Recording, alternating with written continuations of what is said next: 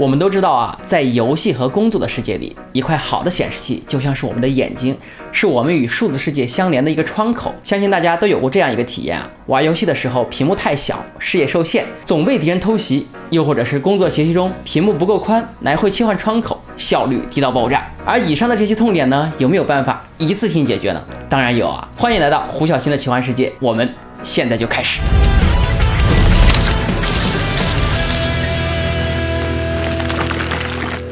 在漫长的等待的半个月后，我终于收到了三星2024款49寸 G9 OLED 显示器。相对于曾经 G9 刚出来时高达1万的价格来说，目前 G9 的价格某东大概不到7000块就可以拿下。打开包装呢，第一层是 G9 的一些附属配件，一个 VESA 转接器，一个摸起来质感很好的金属底座，一个硕大的电源适配器，以及附赠的一根 TP 线，一根 C 口转 A 口的拓展线和一根 Micro HDMI 口转全尺寸 HDMI 口的转接线。之前没用过带鱼屏的朋友啊，在第一次看到的 G9 一定是觉得硕大。它配备了一块49英寸的 OLED 屏，也就是相当于2个27英寸的显示器拼接在一起，形成了一个32:9的超宽屏，尺寸呢也达到了1.2乘36.5。所以想在桌面惬意的放下它，那它对你的桌面还是有一点点的小要求。虽然 OLED 让 G9 的屏幕真的很薄啊，但它那12.7千克的重量，支架注定不会小。所以桌面空间有限的同学，最好还是选用显示器支架。不要嫌它贵啊，相信我，它带给你的美观程度和便捷必定会值回支架本身的价格。新款的 G9 呢，配备了一个全尺寸的 DP 1.4 接口和 HDMI 2.1 接口，以及一个 Micro HDMI 2.1 接口。另外呢，就是新款的 G9 阉割掉了音响，提供了一个3.5毫米的耳机输出口。这可能对于没有独立音响的朋友不太友好。不过在我看来啊，显示器本身的音响其实吧，G9 的另一侧呢，提供了一个 USB Hub 的功能，便于我们进行一个鼠标键盘的连接。撕掉屏幕膜，显示器通电，出现三星的 logo。进入系统后呢，瞬间豁然开朗，大屏幕的优势立竿见影。这种体验跟我之前34寸的带鱼屏完全不是一个感觉。而且得益于 OLED 的自发光技术啊，当需要显示纯黑色时 ，OLED 可以像素级的完全关闭，这样呢就能呈现出标志性的绝对黑色和丰富的阴影。这也正是 OLED 最大的一个特点，也就是理论上拥有无限大的对比度。不过这里真的要吐槽一下啊，都2024年了，作为三星高端的旗舰显示器，为什么边框还可以这么宽？我粗略量了一下，上下左右分别是1厘米、2厘米、1厘米和1厘米。这么宽的空间，我相信是被 OLED 的保护机制像素位移占用了一部分啊，但它真的对吧？G9 的这块 OLED 面板最大支持5120×1140的分辨率，具备240赫兹的刷新率，响应时间呢为0.03毫秒，而且支持自适应同步技术、VRR 可变刷新率以及 HDR10。三星的这一代 QD OLED 面板呢，在像素排布上应该是有一些改善的。目前我在日常的工作中，例如写剧本、改剧本的时候，基本上没有发现文字踩边的一个现象，属于一个正常可以使用的状态。当然，为了更好的让这款显示器呈现出应有的一个色彩啊，初次安装，我们在进入系统之后呢，还需要进行一些必要的设置。首先，我们在显卡的控制面板中设置好对应的分辨率、刷新率，然后我们将输出的颜色深度由默认的8比特改为10比特，输出的动态范围更改为完全，避免出现一个色彩的断层。这台 OLED G9 官方宣称是达到了99%的 DCI-P3 色域，平均亮度为250尼特，并且出厂已经进行了一个色彩校准。所以接下来我们就用校色仪检测一番。校色仪呢，我们使用的是爱色丽的 Display Plus 款。校正结果显示啊 ，OLED G9 具有100%的 sRGB 色域，98%的 Adobe RGB 色域，以及99.8%的 DCI-P3 色域。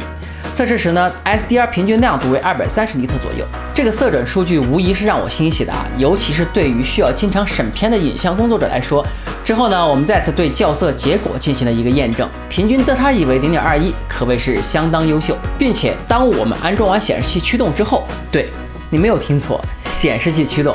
三星官方给这台显示器提供了一个驱动程序，在官网下载安装完成之后呢 ，Windows 的显示设备就会多出一个 ICC 的配置文件。我想这应该是官方针对 Windows 系统的一个颜色配置。经过了实际测试啊，使用官方给的通版 ICC 与我自己使用校色仪校正之后的 ICC 之间并没有一个太大的变化，可见这块屏幕的本身素质已经非常优秀了。所以这里推荐没有校色仪或者说懒得去校色的朋友，可以直接使用官方的 ICC 文件。不过我们测试的时候发现啊 ，G9 的默认设置的色彩平衡是有问题的。这里呢，大家可以抄我一个作业啊，那就是打开显示器的 OSD 菜单。然后呢，将图像模式里的灵巧设定更改为个人设定，其他保持不变。关闭对比度增强，然后将色调调整为标准。白平衡、红绿蓝分别调整为40、10、-28。当然，每一台不可能完全一样，所以这些呢仅仅是一个小的参考。G9虽然是1800R 的曲面屏，但是并没有影响它的一个可视角度。从两侧观看几乎没有一个色差的影响。同时呢，它240赫兹的刷新率也保证了动态画面中的清晰度。就像我们看测试画面中的不同帧率，很明显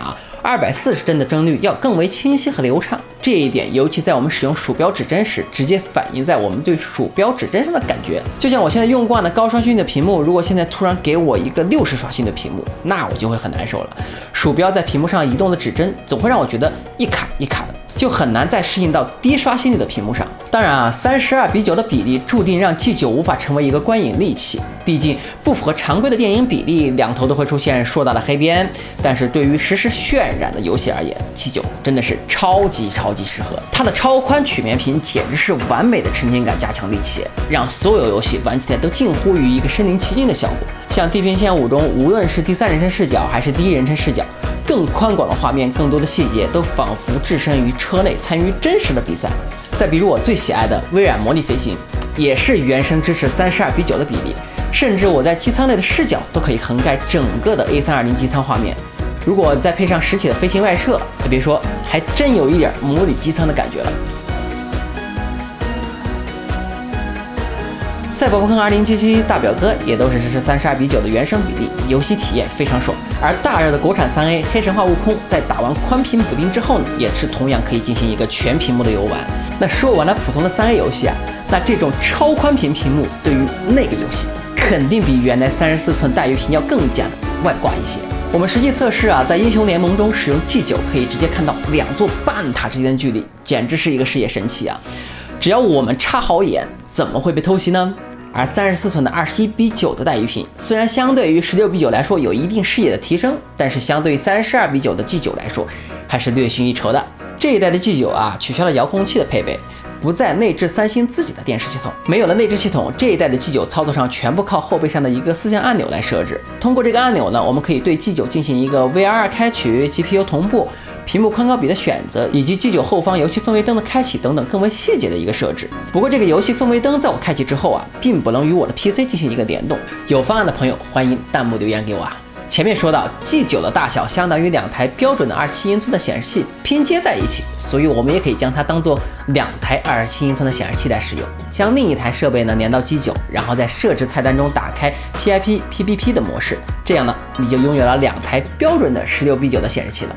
同时可以在设置中选择2块区域的比例及位置，这对于 Windows 和 Mac 的双用户，或者说是想一边工作一边接入 PS Switch 来打游戏的朋友们来说，简直是不要太舒服。所以说大屏对于工作效率上的一个提升是显著的。更大的桌面空间可以给我们更高效的创作环境，例如我们在改文案或者说是阅读剧本，它有足够长的一个空间，可以同时让我看到更多的页面，更方便的进行一个文档的校对工作，或者说是我剪片调色的时候，它也拥有更宽敞的一个工作界面，工作区的布局也不会显得拥挤。这次的 G9 呢是 OLED 的屏，那既然是 OLED 的屏，就永远绕不开那个老生常谈的问题，烧屏。关于烧屏我之前在 LG C2 那期有讲过一次，这里呢再简单说一下。首先OLED 的烧屏呢是指屏幕长时间持续显示一个画面时， OLED 的元件因为持续发光而进行老化，使得这部分的亮度呢降低，最终在屏幕上形成一个残影和烙印的现象。这个是 OLED 的特性导致无法避免。所以说长期来看呢 ，OLED 的烧屏只是一个时间问题。但换句话说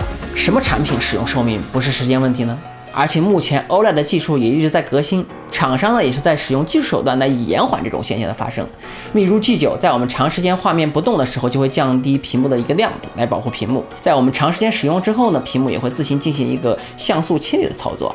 当然如果你还是担心烧屏问题，那也可以按照我下面的方法进行一些简单的设置，来最大化程度的减缓 OLED 的烧屏问题。首先呢，就是在我们不用电脑的时候，或者说是在挂机的时候，一定将显示器关闭。其次呢，我们的桌面图标、任务栏、墙纸等等，一般都是固定的元素，这些也都是烧屏的潜在诱因。所以我们可以在 Windows 的个性化设置中，将颜色主题更改为深色，来避免高亮度对屏幕的一个像素影响。然后在任务栏设置、任务栏行为中勾选自动隐藏任务栏，右击桌面呢，选择查看，去掉显示桌面图标。这样做呢，是为了防止屏幕中长久固定的元素对屏幕产生的一个影响。最后一个呢，就是将我们静态壁纸换成一个动态壁纸。我们可以在 Steam 上下载壁纸引擎，然后选择你喜欢的壁纸风格就可以了。虽说提供了这些延缓的方法，但是在我看来，大家真的不必过于担心这个问题。屏幕嘛，是你用它，而不是它用你，消耗品用就完了。更何况这台 G9配有3年的一个保修，如果中招，返厂维修就好啦。不要把自己搞得像是在伺候屏幕一样，放松心态，正常用就得了。好了，今天给大家介绍的三星2024新款 OLED 的 G9就到这里了。如果你喜欢我这期节目呢，那就给我一个一键3连。我是导演胡小仙儿，如果你有什么想看的、想玩的、好奇的，或者对节目有什么建议，欢迎私信给我。我们下期再见，拜拜。